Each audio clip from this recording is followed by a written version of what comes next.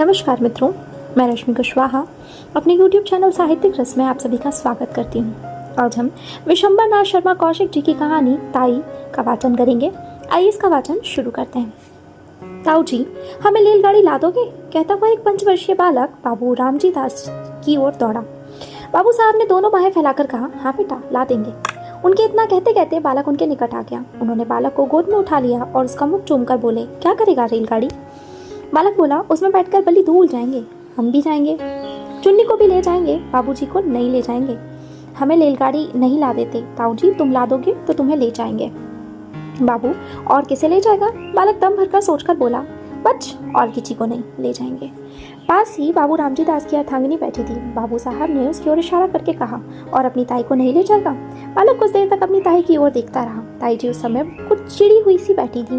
बालक को उनके मुख का वह भाव अच्छा न लगा, अतः वह बोला, ताई को नहीं ले जाएंगे। ताई जी सुपारी काटती हुई बोली, अपने ताऊ जी को ही को ले जा, मेरे ऊपर दया रख। ताई ने यह बात बड़ी रुखाई के साथ कही। बालक ताई के शुष्क व्यवहार को तुरंत ताड़ गया। बाबू साहब ने फिर पूछा, ताई को क्यों नहीं ले जाएगा? बालक, ताई हमें प्यार नहीं करती। बाबू, जो प्यार करे तो ले जाएगा? बालक को इसमें कुछ संदेह था। ताई के भाव देखकर उसे यह आशा नहीं थी कि वह प्यार करेंगी।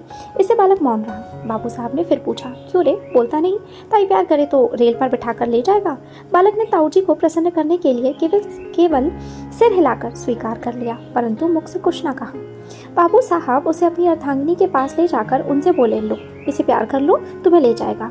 परंतु बच्चे की ताई श्रीमती रामेश्वरी को पति की यह चुगलबाजी अच्छी न लगी। वह तुनक कर बोली, तुम ही रेल पर बैठकर जाओ, मुझे नहीं जाना है। बाबू साहब ने रामेश्वरी की बात पर ध्यान नहीं दिया। बच्चे को उनकी गोद में बैठाने की चेष्टा करते हुए बोले, प्यार नहीं करोगी तो फिर रेल में नहीं बिठावेगा। क्यों रे मनोहर? मनोहर ने ताऊ की बात का उत्तर नहीं दिया। उधर ताई ने मनोहर को अपनी गोद से ढकेल दिया। मनोहर नीचे गिर पड़ा। शरीर में तो चोट नहीं लगी, पर हृदय में चोट लगी। बालक रो पड़ा। बाबू साहब ने बालक को गोद में उठा लिया, चुमकार पुचकार कर चुप किया और तत्पश्चात उसे कुछ पैसा तथा रेलगाड़ी ला देने का वचन देकर छोड़ दिया। बालक मनोहर भयपूर्ण दृष्टि से अपनी ताई की ओर ताकता हुआ उस स्थान से चला गया। मनोहर के चले जाने पर बाबू रामजी दास रामेश्वरी से बोले, तुम्हारा यह कैसा व्यवहार है? बच्चे को ढकेल दिया, जो उसे चोट लग जाती तो?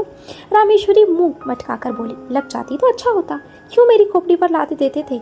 आप ही मेरे ऊपर डालते थे और आप ही अब ऐसी बातें करते हैं। बाबू साहब कुड़कर बोले, इसी को खोपड़ी पर लाता कहते हैं? रामेश्वरी, और किसे कहते हैं? तुम्हें तो अपने आगे और किसी का दुख सुख सूझता ही नहीं, ना जाने कब किसका जी कैसा होता है। तुम्हें इन बातों की कोई परवाह ही नहीं, अपनी चुहल से काम है। बाबू, बच्चों की प्यारी प्यारी बातें सुनकर तो चाहे जैसा ही हो मन प्रसन्न हो जाता है, मगर तुम्हारा हृदय न जाने किस धातु का बना हुआ है। रामेश्वरी, तुम्हारा हो जाता होगा और होने को होता है, मगर वैसा बच्चा भी तो हो, पराये धन से भी कहीं घर भरता है। बाबू साहब कुछ देर चुप रहकर बोले, यदि अपना सगा भतीजा भी पराया धन कहा जा सकता है तो फिर मैं नहीं समझता कि अपना धन किसे कहेंगे। रामेश्वरी कुछ उत्तेजित होकर बोली, बातें बनाना बहुत आसान है, पर मुझे ये बातें अच्छी नहीं लगती। हमारे भाग ही फूटे हैं, नहीं तो यह दिन काहे को देखने पड़ते। तुम्हारा चलन तो दुनिया से निराला है। आदमी संतान के लिए ना जाने क्या क्या करते हैं, पूजा पाठ करते हैं, व्रत रखते हैं, पर तुम्हें इन बातों से क्या काम? रात दिन भाई भतीजों में मग्न रहते हो। बाबू साहब के मुख पर घृणा का भाव झलक आया। उन्होंने कहा, पूजा पाठ व्रत सब ढकोसला है। जो वस्तु भाग्य में नहीं वह पूजा पाठ से कभी प्राप्त नहीं हो सकती। मेरा तो यह अटल विश्वास है। श्रीमती जी कुछ रुआसे स्वर में बोली, इसी विश्वास ने सब चौपट कर रखा है। ऐसे ही विश्वास कर सब बैठ जाएं तो काम कैसे चले? सब विश्वास पर ही ना बैठे रहें। आदमी काहे को किसी बात के लिए चेष्टा करे? बाबू साहब ने सोचा कि मूर्ख स्त्री के मुंह लगना ठीक नहीं, अतः वह स्त्री की बात का कुछ उत्तर ना देकर वहां से टल गए। बाबू रामजी दास धनी आदमी हैं, कपड़े के आड़त का काम करते हैं, लेन देन भी है। उनसे छोटा एक भाई है, उसका नाम है कृष्णदास। दोनों भाइयों का परिवार एक में ही है। बाबू रामदास जी की आयु 35 के लगभग है और छोटे भाई कृष्णदास की आयु 21 के लगभग। रामजी दास ने संतान है। कृष्णदास के 2 संतानें हैं, एक पुत्र वही पुत्र जिससे पाठक परिचित हो चुके हैं, और एक कन्या है। कन्या की वय 2 वर्ष के लगभग है। रामजी दास अपने छोटे भाई और उनकी संतान पर बड़ा स्नेह रखते हैं, ऐसा स्नेह कि उसके प्रभाव से उन्हें अपनी संतानहीनता कभी खटकती ही नहीं। छोटे भाई की संतान को अपनी संतान समझते हैं। दोनों बच्चे भी रामदास से इतने हिले हैं कि उन्हें अपने पिता से भी अधिक समझते हैं। परंतु रामजी दास की पत्नी रामेश्वरी को अपनी संतानहीनता का बड़ा दुख है। वह दिन रात संतान ही की सोच में घुली रहती है। छोटे भाई की संतान पर पति का प्रेम उनकी आंखों में कांटे की तरह खटकता है। रात के भोजन इत्यादि से निवृत्त होकर रामजी दास शैया पर लेटे शीतल और मंद वायु का आनंद ले रहे हैं। पास ही दूसरी शैया पर रामेश्वरी हथेली पर सिर रखे किसी चिंता में डूबी हुई थी। दोनों बच्चे अभी बाबू साहब के पास से उठकर अपनी माँ के पास गए थे। बाबू साहब ने अपनी स्त्री की ओर करवट लेकर कहा, आज तुमने मनोहर को बुरी तरह ढकेला था कि मुझे अब तक उसका दुख है। कभी कभी तो तुम्हारा व्यवहार अमानुषिक हो उठता है। रामेश्वरी बोली, तुम्ही ने मुझे ऐसा बना रखा है। उस दिन उस पंडित ने कहा कि हम दोनों के जन्म पत्र में संतान का जोग है और उपाय करने से संतान हो सकती है, पर उसने उपाय भी बताए थे, पर तुमने उनमें से एक भी उपाय ना करके देखा। बस तुम तो इन्हीं दोनों में मग्न हो। तुम्हारी इस बात से रात दिन मेरा कलेजा सुलगता रहता है। आदमी उपाय तो करके देखता है, फिर होना ना होना भगवान के अधीन है। बाबू साहब हंसकर बोले, तुम्हारी जैसी स्त्री सीधी भी क्या कहूँ। तुम इन ज्योतिषों की बातों पर विश्वास करती हो जो दुनिया भर के झूठे और धूर्त हैं। झूठ बोलने की ही रोटियां खाते हैं। रामेश्वरी तुनक कर बोली, तुम्हें तो सारा संसार झूठा ही दिखाई पड़ता है। ये पोथी पुराण भी सब झूठे हैं। पंडित कुछ अपनी तरफ से बनाकर तो कहते नहीं है। शास्त्र में जो लिखा है वही वे भी कहते हैं, और झूठा है तो वे भी झूठे हैं। अंग्रेजी क्या पढ़ी, अपने आगे किसी को गिनते ही नहीं। जो बातें बाप दादे के जमाने में चली आई हैं उन्हें भी झूठा बताते हैं। बाबू साहब, तुम बात तो समझती नहीं, अपनी ही आटे जाती हो। मैं ये नहीं कह सकता कि ज्योतिष शास्त्र झूठा है, संभव है वह सच्चा हो, परंतु ज्योतिषियों में अधिकांश झूठे होते हैं। उन्हें ज्योतिष का पूर्ण ज्ञान तो होता नहीं। एक मोटी छोटी पुस्तकें पढ़कर ज्योतिषी बन बैठते हैं और लोगों को ठगते फिरते हैं। ऐसी दशा में उनकी बातों पर कैसे विश्वास किया जा सकता है। रामेश्वरी, सब झूठे ही हैं। तुम ही एक बड़े सच्चे हो। अच्छा, एक बात पूछती हूँ, भला तुम्हारे जी में संतान का मुख देखने की इच्छा क्या कभी नहीं होती। इस बार रामेश्वरी ने बाबू साहब के हृदय का कोमल स्थान पकड़ा। वह कुछ देर चुप रहे, तत्पश्चात एक लंबी सांस लेकर बोले, भला ऐसा कौन मनुष्य होगा जिसके हृदय में संतान का मुख देखने की इच्छा ना हो। परंतु क्या किया जाए, जब नहीं है और न होने की कोई आशा ही है, तब उसके लिए व्यर्थ चिंता करने से क्या लाभ। इसके सिवा जो बात अपनी संतान से होती है वही भाई की संतान से हो भी रही है। जितना स्नेह अपनी पर होता उतना ही इन पर भी है। जो आनंद उनकी बाल क्रीड़ा से आता वही इनकी क्रीड़ा से भी आ रहा है। फिर नहीं समझना कि चिंता क्यों की जाए। रामेश्वरी खुड़कर बोली, तुम्हारी समझ को मैं क्या कहूँ, इसी से तो रात दिन चला करती हूँ। भला तो यह बताओ कि तुम्हारे पीछे क्या इन्हीं से तुम्हारा नाम चलेगा। बाबू साहब हंसकर बोले, अरे तुम भी कहाँ की शूद्र बातें लाई। नाम संतान से नहीं चलता, नाम अपनी सुकृति से चलता है। तुलसीदास को देश का बच्चा बच्चा जानता है। सूरदास को मेरे मरे कितने दिन हो चुके हैं। इसी प्रकार जितने महात्मा हो गए हैं उन सबका नाम क्या उनकी संतान की बदौलत चल रहा है। सच पूछो तो संतान से जितनी नाम चलने की आशा रहती है उतनी ही नाम डूब जाने की संभावना रहती है। परंतु सुकृति एक ऐसी वस्तु है जिसमें नाम पढ़ने के सिवा घटने की आशंका रहती ही नहीं। हमारे शहर में राय गिरधारी लाल कितने नामी थे, उनके संतान कहाँ है, पर उनकी धर्मशाला और अनाथालय से उनका नाम अब तक चलता आ रहा है। अभी ना जाने कितने दिनों तक चला जाएगा। रामेश्वरी, शास्त्र में लिखा है जिसके पुत्र नहीं होता उनकी मुक्ति नहीं होती। बाबू, मुक्ति पर मुझे विश्वास नहीं। मुक्ति है किस चिड़िया का नाम। यदि मुक्ति होना भी मान लिया जाए तो वह कैसे माना जा सकता है कि सब पुत्र वालों की मुक्ति हो ही जाती है। मुक्ति का भी क्या सहज उपाय है। ये जितने पुत्र वाले हैं सभी की को तो मुक्ति हो जाती होगी। रामेश्वरी निरुत्तर होकर बोली, अब तुमसे कौन बकवास करे, तुम तो अपने सामने किसी को मानते ही नहीं। मनुष्य का हृदय बड़ा ममतत्व प्रेमी है। कैसी ही उपयोगी और कितनी सुंदर वस्तु क्यों ना हो, जब तक मनुष्य उसको परा ही समझता है तब तक उससे प्रेम नहीं करता। किंतु भद्दी से भद्दी और बिल्कुल काम में न आने वाली वस्तु को यदि मनुष्य अपनी समझता है तो उसे प्रेम करता है। पराई वस्तु कितनी ही मूल्यवान क्यों ना हो, कितनी ही उपयोगी क्यों ना हो, कितनी ही सुंदर क्यों ना हो, उसके नष्ट होने पर मनुष्य कुछ भी दुख का अनुभव नहीं करता, इसलिए कि वह वस्तु उसकी नहीं पराई है। परंतु अपनी वस्तु कितनी ही भद्दी हो, काम में न आने वाली हो, नष्ट होने पर मनुष्य को दुख होता है, इसलिए कि वह अपनी चीज़ है। कभी कभी ऐसा भी होता है कि मनुष्य पराई चीज़ से प्रेम करने लगता है। ऐसी दशा में भी जब तक मनुष्य उस वस्तु को अपना बनाकर नहीं छोड़ता अथवा हृदय में यह विचार नहीं कर लेता कि वह वस्तु मेरी है, तब तक उसे संतोष नहीं होता। ममत्व से प्रेम उत्पन्न होता है और प्रेम से ममत्व, इन दोनों का साथ चोली दामन का सा है। ये कभी पृथक नहीं किए जा सकते। यद्यपि रामेश्वरी को माता बनने का सौभाग्य प्राप्त नहीं हुआ था, तथापि उनका हृदय एक माता का हृदय बनने की पूरी योग्यता रखता था। उनके हृदय में वे गुण विद्यमान तथा अंतर्निहित थे जो एक माता के हृदय में होते हैं, परंतु उसका विकास नहीं हुआ था। उनका हृदय उस भूमि की तरह था जिसमें बीज तो पड़ा हुआ है, पर उसको सींचकर और इस प्रकार बीज को प्रस्फुटित करके भूमि के ऊपर लाने वाला कोई नहीं। इसलिए उनका हृदय उन बच्चों की ओर खिंचता तो था, परंतु जब उन्हें ध्यान आता था कि ये बच्चे मेरे नहीं दूसरे के हैं, तब उनके हृदय में उनके प्रति द्वेष उत्पन्न होता था, घृणा पैदा होती थी। विशेषकर उस समय उनके द्वेष की मात्रा और भी बढ़ जाती थी जब वह यह देखती थी कि उनके पतिदेव उन बच्चों पर प्राण लेते हैं जो उनके रामेश्वरी के नहीं हैं। शाम का समय था। रामेश्वरी खुली छत पर बैठी हवा खा रही थी। पास उनकी देवरानी भी बैठी थी। दोनों बच्चे छत पर दौड़ दौड़ कर खेल रहे थे। रामेश्वरी उनके खेल को देख रही थी। इस समय रामेश्वरी को उन बच्चों का खेलना कूदना बड़ा भला मालूम हो रहा था। हवा में उड़ते हुए उनके बाल कमल की तरह खिले, उनके नन्हे नन्हे मुख, उनकी प्यारी प्यारी तोतली बातें, उनका चिल्लाना, भागना, लौट जाना इत्यादि क्रीड़ाएं उसके हृदय को शीतल कर रही थीं। सहसा मनोहर अपनी बहन को मारने दौड़ा। वह खिलखिलाती हुई दौड़कर रामेश्वरी की गोद में जा गिरी। उसके पीछे पीछे मनोहर भी दौड़ता हुआ आया और वह भी उन्हीं की गोद में जा गिरा।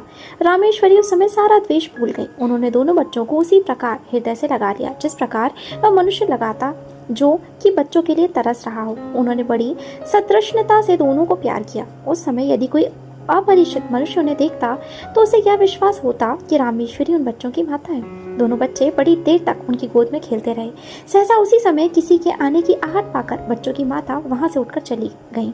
मनोहर ले रेलगाड़ी कहते हुए बाबू रामजी दास छत पर आए। उनका स्वर सुनते ही दोनों बच्चे रामेश्वरी की गोद से तड़प कर निकल भागे। रामजी दास ने पहले दोनों को खूब प्यार किया, फिर बैठकर रेलगाड़ी दिखाने लगे। इधर रामेश्वरी की नींद टूटी। पति को बच्चों में मग्न होते देखकर उनकी भौहें तन गईं।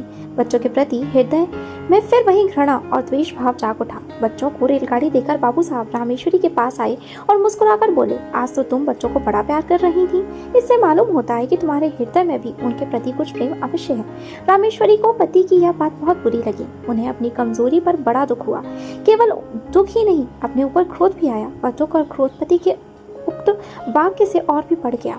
उनकी कमजोरी पति पर प्रकट हो गई। यह बात उनके लिए असह्य होती। रामजी दास बोले, इसलिए मैं कहता हूँ कि अपनी संतान के लिए सोच करना वृथा है। यदि तुम इनसे प्रेम करने लगो तो तुम्हें ये ही अपनी संतान प्रतीत होने लगेंगे। मुझे इस बात से प्रसन्नता है कि तुम इनसे स्नेह करना सीख रही हो। यह बात बाबू साहब ने नितांत हृदय से कही थी, परंतु रामेश्वरी को इसमें व्यंग्य की तीक्ष्ण गंध मालूम हुई। उन्होंने कुढ़कर मन में कहा, इन्हें मौत भी नहीं आती, मर जाएं, पाप कटे।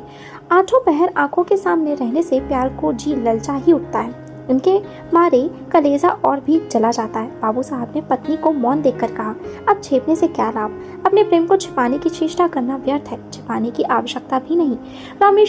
रामेश्वरी जल बुनकर बोली, मुझे क्या पड़ी है जो मैं प्रेम करूंगी।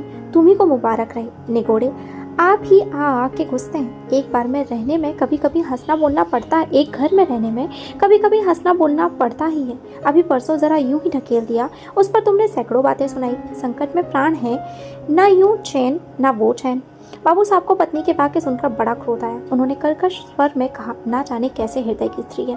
अभी अच्छी खासी बैठी बच्चों से प्यार कर रही थी। मेरे आते ही गिरगिट की तरह रंग बदलने लगी। अपनी इच्छा से चाहे जो करे, पर मेरे कहने से बल्लियां उछलती हैं। ना जाने मेरी बातों में कौन सा विष घुला रहता है। यदि मेरा कहना ही बुरा मालूम होता है तो ना कहा करूँगा, पर इतना याद रखो कि अब कभी इनके विषय में निगोड़े सिगोड़े इत्यादि अपशब्द निकाले तो अच्छा ना होगा। तुमसे मुझे ये बच्चे कहीं अधिक प्यारे हैं। रामेश्वरी ने इसका कोई उत्तर ना दिया। अपने शोक तथा क्रोध को वे आंखों द्वारा निकालने लगी। जैसे बाबू रामदास जी का स्नेह दोनों बच्चों पर बढ़ता जाता था, वैसे ही रामेश्वरी के द्वेष और घृणा की मात्रा भी बढ़ती जाती थी। प्रायः बच्चों के पीछे पति पत्नी में कहासुनी हो जाती थी और रामेश्वरी को पति के कटु वचन सुनने पड़ते थे। जब रामेश्वरी ने यह देखा कि बच्चों के कारण ही वह पति की नज़र से गिरती जा रही है, तब उनके हृदय में बड़ा तूफान उठा। उन्होंने यह सोचा, पराए बच्चों के पीछे यह मुझसे प्रेम कम करते जाते हैं, हर समय बुरा भला कहा करते हैं। इनके लिए ये बच्चे ही सब कुछ हैं, मैं भी कुछ नहीं। दुनिया मरती जाती है पर दोनों को मौत नहीं। ये पैदा होते ही क्यों ना मर गए। ये ना होते तो ना मुझे ये दिन देखने पड़ते।